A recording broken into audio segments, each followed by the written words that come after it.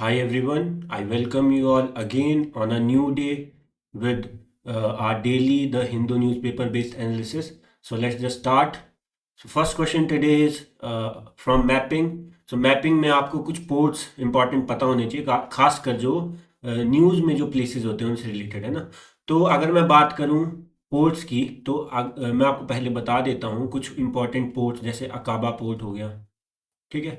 फिर आपका Haifa port हो गया, फिर आपका मरमंस्क पोर्ट हो गया, ठीक है। ये तीनों ही आपको पता होने चाहिए। हाइफा आपका वैसे आपको पता ही होगा, इजराइल है ना।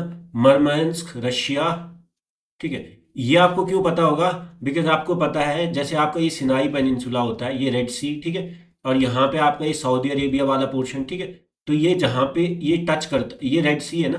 तो यहाँ से जैसे आपका अगर ये है तो यहाँ से एक इलोंगेशन ऐसे आता है, that is gulf of Aqaba, जो किस कंट्री को टच करता है? आपका जॉर्डन को। किसको? जॉर्डन को।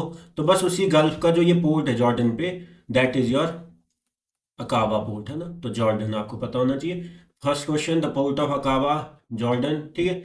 एंड रेड सी का पोर्ट है, ये आपको पता होना चाहिए, मैंने आपको अभी बताया। ये आपका रेड सी है, ठीक है।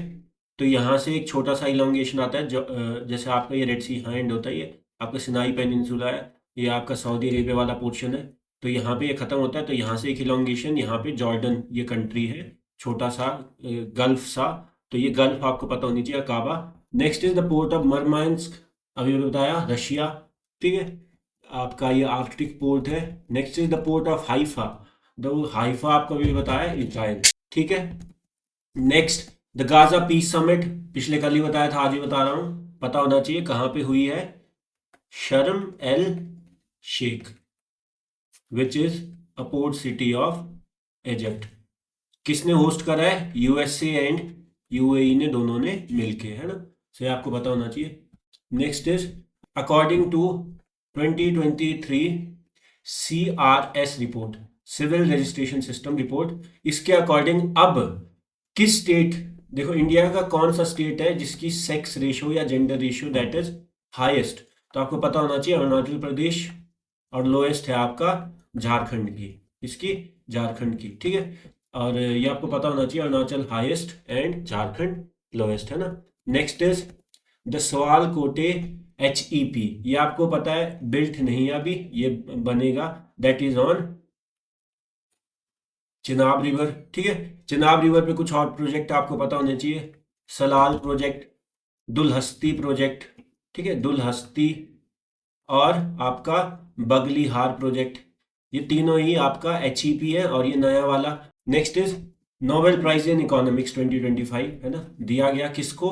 Joel Mokyr, Philippe Aghion, Peter Howitt. क्यों दिया गया है? For their work on innovation driven economic growth, कैसे हम इनोवेटिव तरीकों का यूज करके इकोनॉमिक ग्रोथ करवा सकते हैं, है ना, इकोनॉमी की ग्रोथ करवा सकते हैं। नेक्स्ट इज मैत्री टू, मैत्री टू आपको पता होना चाहिए। मैत्री टू के लिए आपका ये क्या है? मैत्री आपको पता होगा, हमारे बहुत सारे जो आपका अंटार्कटिका में रिसर्च स्टेशन होते हैं, तो मैत्री टू आपका मैत्री को रिप्लेस, जो पुराना रिसर्च स्टेशन था उसको रिप्लेस करने के लिए और एडवांस थोड़ा, तो मैत्री टू आपका नया सेटअप होगा, है ना। ये आपको पता होना चाहिए, ईस्ट अंटार्कटिका में India new research station. Next is Phillips curve, basic economy, ठीक है। अगर मैं बात करूं इन्फ्लेशन, एक साइड रखो इन्फ्लेशन रेट, एक साइड रखो अनएम्प्लॉयमेंट, तो ये होता है फिलिप्स कर्व। इसका मतलब क्या होता है कि इन्फ्लेशन जैसे जैसे बढ़ती है अनएम्प्लॉयमेंट कम होती है, और इन्फ्लेशन घटती है तो अनएम्प्लॉयमेंट, मतलब कि फिलिप्स कर्व के अकॉर्डिंग इन्फ्लेशन और अनएम्प्लॉयमेंट कैसी है, एक दूसरे के साथ इनका इनवर्स रिलेशन है। इसका मतलब क्या होता है? कॉमन सेंस से समझो। देखो मैं आपको एक सिंपल चीज समझाता हूँ। मान लो दिवाली है, दिवाली में जो भी पटाखे बनते हैं, ठीक है, या आपका जो भी जितनी सारी चीजें यूज होती हैं, दिए हो गए, कुछ भी, ये सारा मान लो जैसे फैक्ट्रीज में बनते हैं। अब मान लो इन्फ्लेशन, अगर मैं बोल दूं ज्यादा है, क्या है? इन्फ्लेशन ज्यादा है, तो होता क्या है? इन्फ्लेशन ज्यादा है तो चीजें बन रही हैं वो महंगी बिक रही हैं, है ना। महंगी बिक रही हैं अगर चीजें जो बन रही हैं, तो उससे क्या होगा? उससे होगा कि जो फैक्ट्री वाला ओनर होगा उसके पास पैसा आएगा, पैसा आएगा तो वो आगे फर्दर जो मजदूर होंगे उनको वेज प्रोवाइड कर सकता है, मतलब कि और ज्यादा जैसे मान लो ज्यादा महंगा बिक रहा है तो वो और ज्यादा मजदूरों को हायर करेगा कि इसको बनाओ, है ना, अच्छे से बनाओ, क्योंकि उसके पास वेज देने के लिए कमी नहीं है। लेकिन मान लो अगर ये ऐसे हो जाए कि दिवाली का सारा सामान इतना सस्ता हो जाए, बहुत सस्ता, तो फैक्ट्री में जो आपका ओनर होता है उसको क्या होगा, लॉस होगा। वो क्यों बनाएगा उस चीज को, अगर वो बनाएगा ही नहीं तो फिर वो मजदूर नहीं रखेगा, मजदूर नहीं रखेगा तो बेरोजगारी बढ़ेगी। तो जैसे ही आपने इन्फ्लेशन बढ़ाया, चीजें महंगी हुई, फैक्ट्री ओनर को फायदा हुआ और ज्यादा लोगों को एम्प्लॉय किया चीजें बनाने के लिए, तो एम्प्लॉयमेंट बढ़ी, मतलब अनएम्प्लॉयमेंट घटी, है ना, अनएम्प्लॉयमेंट की बात कर रहा हूँ। इन्फ्लेशन घटा, चीजें सस्ती हुई, तो फैक्ट्री ओनर उन चीजों को बनाएगा ही क्यों। अब मान लो मैं बोल दूं कि हाइपोथेटिकली, जैसे मान लो दूध 0 रुपए मतलब बिल्कुल फ्री बिकना शुरू हो जाए, तो जो दूध प्रोड्यूसिंग जो फैक्ट्रीज होती हैं वो क्यों उस चीज को बनाएंगी, है ना, ये आपको समझ आना चाहिए। तो इससे क्या होगा, वहां पे मजदूर भी नहीं होंगे, मजदूर नहीं होंगे तो बेरोजगारी बढ़ेगी, है ना। तो ये आपको पता होना चाहिए, बेसिक सा लॉजिक, है ना। Next, which index released by NSO under मॉस्पी।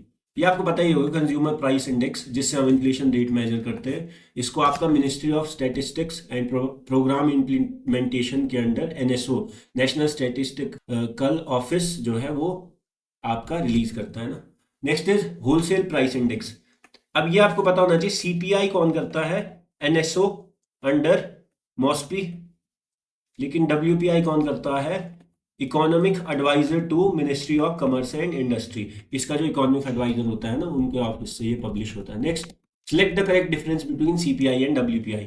तो आपको कुछ चीजें सीपीआई और डब्ल्यूपीआई की पता होनी चाहिए। इसको बोलते हैं कंज्यूमर प्राइस इंडेक्स, इसको बोलते हैं होलसेल। कंज्यूमर प्राइस इंडेक्स मतलब कि हम जो कंज्यूमर है, जो फाइनल एंड कंज्यूमर है, उनको चीजें किस रेट पे मिल रही है। डब्ल्यूपीआई मतलब कि होलसेल पे चीजें किस रेट से मिल रही है। तो कहीं ना कहीं यहाँ पे क्या होता है, कंज्यूम क्या क्या करते हैं, हम करते हैं, गुड्स भी करते हैं, और हमें महंगाई तब भी फील होगी जब सर्विसेज भी महंगी होगी, जैसे एजुकेशन वगैरह ये सब, तो हमारे लिए तो दोनों। लेकिन होलसेल वालों के लिए क्या है, सिर्फ गुड्स, है ना, ये आपको पता होना चाहिए।